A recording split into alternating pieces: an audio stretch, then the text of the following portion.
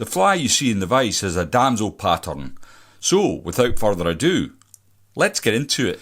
The hook in the vise is a Hanak H200 barbless hook. This one's at size 10, it's on a heavy wire and it's finished in black nickel.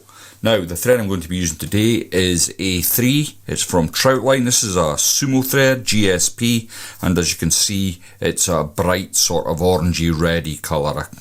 I couldn't quite tell you what it is, reddish. It's very bright anyway. So, first thing we're going to do, because the thread is quite slippy on the black nickel, is we're going to get a little bit of super glue onto the shank of the hook. We'll come in behind the eye, and just get a bed of thread down. I'm going to come all the way back to where the barb would probably be if this was a barbed hook, and then I'll take away my waste. Now, in open turns, I'm going to come back up the shank to around the thorax area. I'm just using some, this is a loose marabou feather that I found in my tying kit, so I'm not sure where it's from. I think it might be an olivesque from Trout Candy, but they no longer trade, so you won't be able to get it there. So I'm going to take some of that marabou off the stalk. Now, I want to keep these fine tips that are on the end here. You get a lot of movement there, but obviously don't want this entire length of marabou. So I'm going to tie it in where I want the tail, about twice the length of the shank, really. If it's a little bit longer, I'm not overly worried. So where I've caught that in, I'll just come all the way back, and then I can come in and remove my waste, like so. Now, it's quite a meaty fly, this, so I'm going to repeat the process, get a little bit more marabou onto that wing. So I'm just stripping off some and cutting the waste away. Then I can dress that up, and I've probably cut it just about bang on there actually, but we'll get that tied in. Now, one of my favourite things about these GSP threads is they're so strong. You can get a massive amount of pressure on the thread without them snapping on you. So if you're a bit ham-fisted, it's ideal. So I'm just going to come in with my fingers and just remove little bits of outliers there.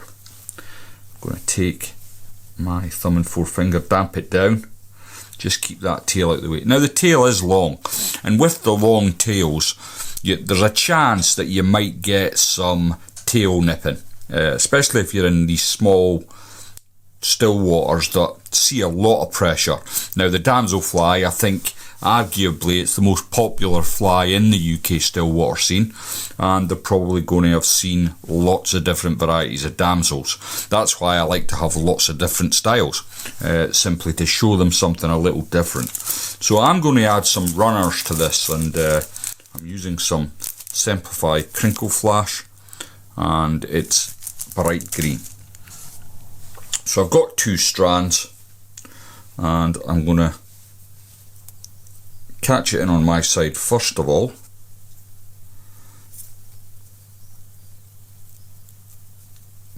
Excuse my fingers. And then I can bring it round on your side. And these will just give it, I mean, this stuff, it moves really nice in the water. I think I might have just caught that a wee bit too high up, but there we go, I've caught that in. Now I'll bring all the strands up. I don't want them going too far back, but I do want them the same length. So once I've caught that, again, I'll wet my thumb and forefinger, and you can already see with it blending into the marabou there, you're getting quite a nice look to the fly. Next thing then, we're going to add some fritz, straggle fritz, and this is electric Blue Flash Damsel. It's from Uphaven Fly Fishing, straggle at 10mm, and it's an interesting fritz is because it's not made from your usual translucent fare. It's made of cotton, so it doesn't really give you as much jip as normal fritz can do. It's easy to tie with. I'm just trying to get a little bit out of the packet here, bear with me. And then I can catch it in just at the base here, and then bring that round. So I'm keeping well back for the eye. You don't want to crowd your eye out, and this goes not just for this pattern but for fly tying. Just make sure you leave yourself plenty of room. So as I come round, you can see that the little blue flecks in it really show up the body nice. I'm going to try and keep kind of touch and turns with it, but because of the nature of the fly, I'm not going to lose sleep if I have a tiny bit of that red thread showing through. Damsels tend to be retrieved at various speeds, but it's only now and again you'll hear about people fishing them static under a bung, which will make you raise your eyebrows, but it does work. So don't be too hasty when you hear about stuff like that, unless you've tried it yourself. Personally, it's not for me.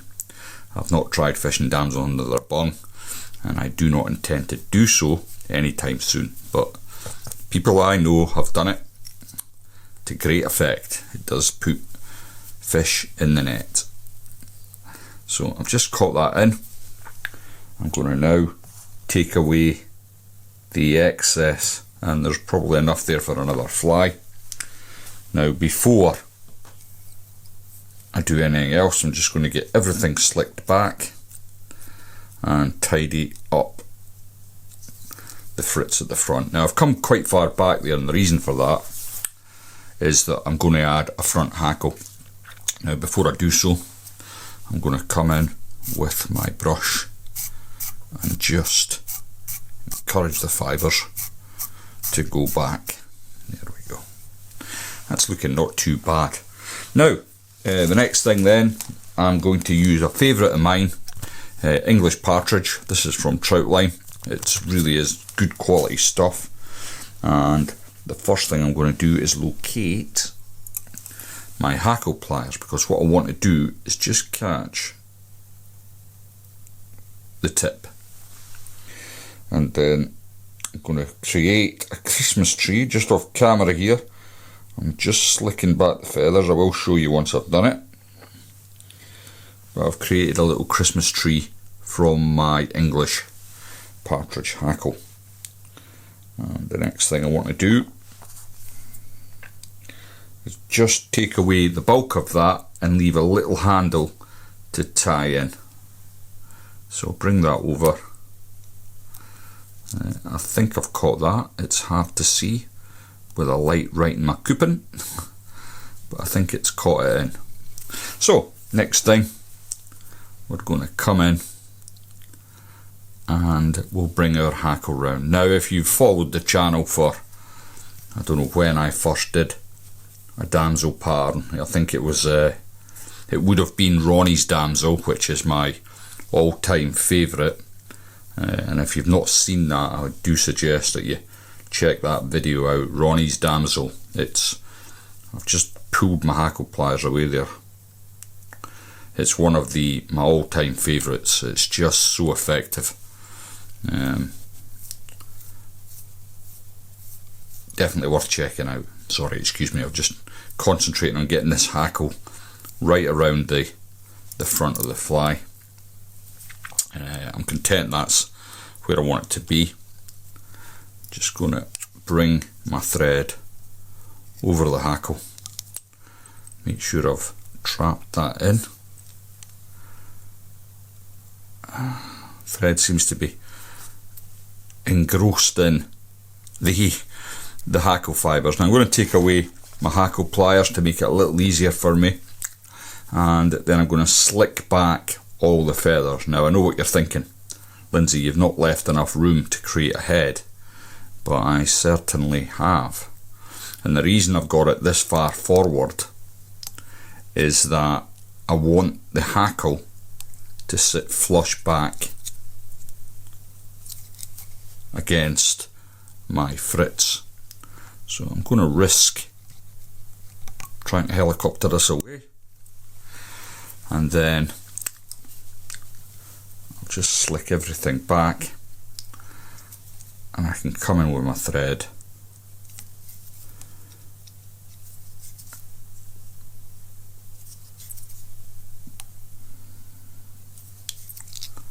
like so and create my head.